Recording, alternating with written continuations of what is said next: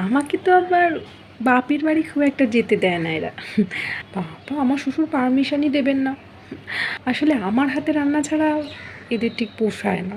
কাজের মাসিটা আছে না, আমাদের কাজের মাসিটা বললে রান্না করে দেয়, কিন্তু বলে কি, বৌমা তোমার হাতে রান্না ছাড়া না ভালো লাগে না, তাই তুমি না যেও না কোথাও। বুঝছো না, যাওয়া হয় না।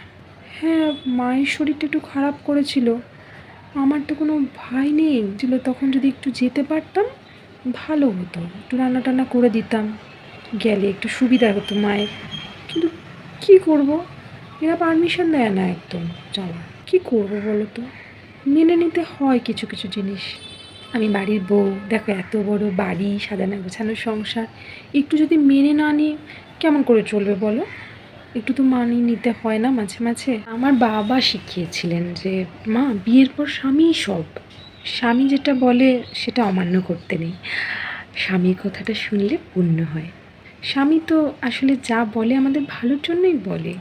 আসলে ও তো ওর মা বাবার কথাটা একটু ভাবে, মা বাবাকে খুব ভালোবাসে, তাই জন্য বলে কি, তুমি প্লিজ কোথাও যেও না, তুমি গেলে আমার মা রান্না করবে কষ্ট করে, আমার মায়ের তো প্রেশার আছে খুব, আর মায়ের শরীরটাও খুব খারাপ, রান্নাঘরে গেলে মায়ের মাথা ঘোরে, ওই জন্য তুমি যেও না, তুমি একটু রান্না করে দিলে মা বাবার অনেক হেল্প হয়। আমার বর না, মানে কি বলবো, আমাকে মানে ভীষণ ভালোবাসে, আমাকে ছেড়ে থাকতেও চায় না একদিনও।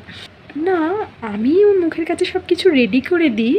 আচ্ছা কী বা করবো বলো, আমি তো বাড়িতেই থাকি না, আমার তো এটাই কাজ, বরের মুখের কাছে সব কিছু রেডি করে দেওয়া, তাই জন্যই করে দিই আর কি। আমি তো আলু খেতে খুব ভালোবাসতাম। আসলে এ বাড়িতে তো বাবা মার সুগার তো, আর বর ছোটো থেকে আলুটা খুব একটা ভালোবাসতো না, তাই জন্য আলুটা খাওয়া হয় না। হ্যাঁ, মা মাঝে মাঝে বলে আসিস না একদিন, অনেকটা আলু ভেজে রাখবো তোর জন্য। কিন্তু যাওয়া আর কখনো হয়, এখন তো এই সংসারটাই আমার সব। আমার শরীর খারাপ হলে আমার বরের সে কী রাগ, বলবে এত শরীর খারাপ বাঁধাও কী করে। আমার শরীর খারাপ হলে আমার উপর রাগ করে মুখ ঘুরিয়ে শুয়ে থাকবে।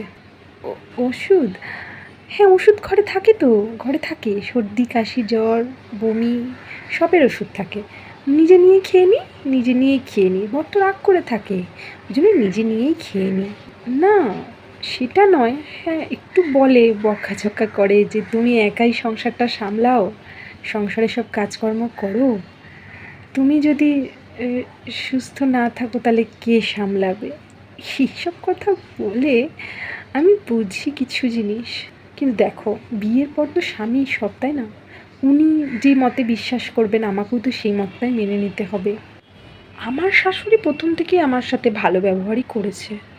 বিয়ের পর প্রথম দিনই আমাকে বলে দিয়েছে, দেখো তোমাকেই সব কিছু সামলাতে হবে, সব কিছু করতে হবে, কিন্তু নিয়মের বাইরে গিয়ে নয়। ওদের বাড়িতে যেরকম নিয়ম চলতো সেই নিয়মটাই আমি মেনে চলি, আমাকে যেরকম যেরকম শিখিয়েছে আমি সেরকম সেরকম করি। আমাকে প্রথমেই বলে দিয়েছিল বাপের বাড়িতে যা হয়েছে সব ভুলে চলে আসতে হবে। বাপের বাড়িতে কী নিয়ম চলতো, বাপের বাড়িতে কীরকমভাবে রান্না হতো, বাপের বাড়িতে কীরকম ধরনের খাবার দাবার হতো, কী সবজি কেনা হতো, কী মাছ খাওয়া হতো, সব ভুলে যেতে বলেছিল। হ্যাঁ কী করব, আমাকে তো ভুলতে হবেই না, আমাকে তো এখানেই সংসার করতে হবে, আমি তো আর বাপের বাড়িতে যেতে পারবো না ঘুরিয়ে। তাই ওরা যা বলতো তাই মেনে নিতাম। আমার বর তো ওই বাড়ি ফিরে ধরো তখন 10:30 বাজে। হ্যাঁ একটু আড্ডা টাড্ডা মারতে যাই আর কি, 5টা বন্ধু আসে ওই রাস্তার মোড়ে, সেখানে আড্ডা মারতে যায়, মাঝে মাঝে একটু ক্লাব ঘরেও যায়, একটু আড্ডা টাড্ডা মেরে আসে আর কি। কী করবে, বেটা ছেলে মানুষ, সারাদিন কাজকর্ম করে আসে, একটু আড্ডা মারতে যাবে না। না না, রোজ যায়, রোজ রোজই যায়। আমি কিছু বলি না, কেন বলবো, বন্ধু বান্ধবদের সাথে আড্ডা মারতে যায়, আমি বললে কি শুনবে। আমি আমি বান্ধবীদের সাথে গল্প করতে যাব, ছি, বিয়ে হয়ে গেছে, বাড়ির বউ আমি, আমি আবার ওসব করতে যাব। আমার বর তাহলে রক্ষে রাখবে, ওসব একদমও পছন্দ করে না। নাইটি, নাইটি বাবা, নাইটি পরা পছন্দই করে না।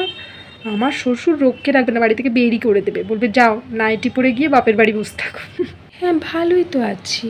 হ্যাঁ ইচ্ছা করে আত্মসম্মান নিয়ে বাঁচতে, হ্যাঁ আমারও ইচ্ছা করে। আমার শরীর খারাপ হলে আমাকে কেউ যত্ন করবে, আমাকেও কেউ রান্না করে খাওয়াবে। হ্যাঁ ইচ্ছে করে তো, বাপের বাড়িতে গিয়ে 1 সপ্তাহ বরের সাথে গিয়ে কাটিয়ে আসি, হ্যাঁ, ইচ্ছে করে আলুর তরকারি খেতে। ইচ্ছে করে মা যেভাবে রান্না করতো সেইভাবে রান্না করতে।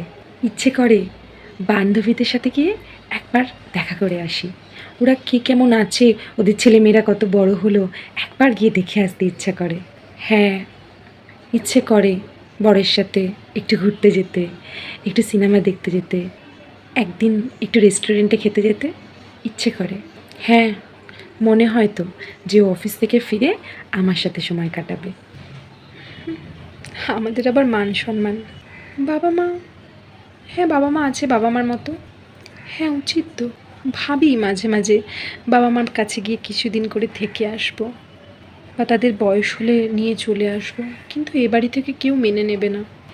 আমি যদি মাথা উঁচু করি সবাই সেটা মেনে নেবে? আমার গর্জন কে শুনবে?